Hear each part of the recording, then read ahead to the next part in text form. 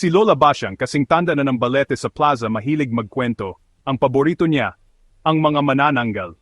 Isa na dyan si Aling Nena, mahilig sa suka, pampasarap daw sa dugo, alam nyo na.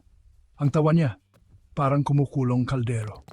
Tapos, mayroon din si Inday Celia, napaka-arte, ginagamit ang laway niya para raw gumanda. Ang boses, amoy mamahaling pabango, nakakahilo. Darling, ang bango ko talaga, di ba? Magkaibigan sila dati, naghahati sa chicharon at sismis.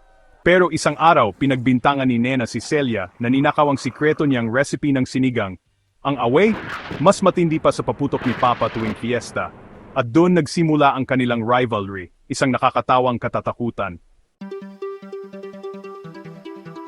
Kumikislap ang neon lights at rinig ang sintunado na kantahan sa Lucky Voice Karaoke Bar. Perfect na lugar para sa isang showdown, di ba? Hoy bro ha! Humanda ka sa bangis ng aking golden voice o sintunado na boses. Si Aling Nena, amoy patis at bawang, pinili ang kanyang sandata ang Magic Sing microphone. Itinutok niya ito kay Inday Celia na nakadapo sa karaoke screen na parang isang glamorous na gargoyle. At ngayon, para sa aking special performance. Kinanta niya ang My Way ng sintunado. Bawat nota ay parang sonic weapon. Si Inday Celia, walang pakialam, ginamit ang kanyang lower half na naka-shimmering skirt pa rin para sanggain ang sonic attack. Please, Nena, ang kanta mo parang luto mo. Masarap sana, kung hindi sunog. Humiwalay ang kanyang upper half, revealing ang makinis at maputlang katawan, at sumugod kay Nena. Ang kanyang mahaba at itim na buhok ay parang latigo, bawat hibla ay may paralyzing na laway.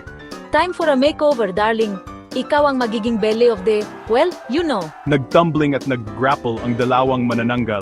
Ang kanilang kakaibang away ay sinabayan pa ng karaoke hits at tili ng mga takot. At medyo natatawang mga tao. Isang laban para sa kasaysayan, isang clash of titans, isang, well, gets nyo na. Biglang, sa gitna ng gulo, isang malansang amoy ang bumalot sa ere. Amoy, sinigang, natigilan ng dalawang manananggal, nanlaki ang kanilang mga mata. Ang amoy ay galing sa bag ni Aling Nena. Hala, nakalimutan kong may baon ako! Sa loob, kasama ng kanyang karaoke songbooks at extra strength vinegar, ay isang mainit na kaldero ng sinigang.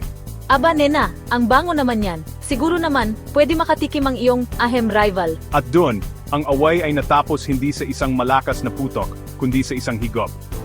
Ang dalawang manananggal, pinag-isa ng kanilang pagmamahal sa sinigang, ay napagtanto na ang ilang bagay, tulad ng masarap na pagkain at mas masayang chismis, ay masyadong mahalaga para pag-awayan. After all, ano ba naman ang konting rivalry sa magkaibigan, lalo na kung may sinigang?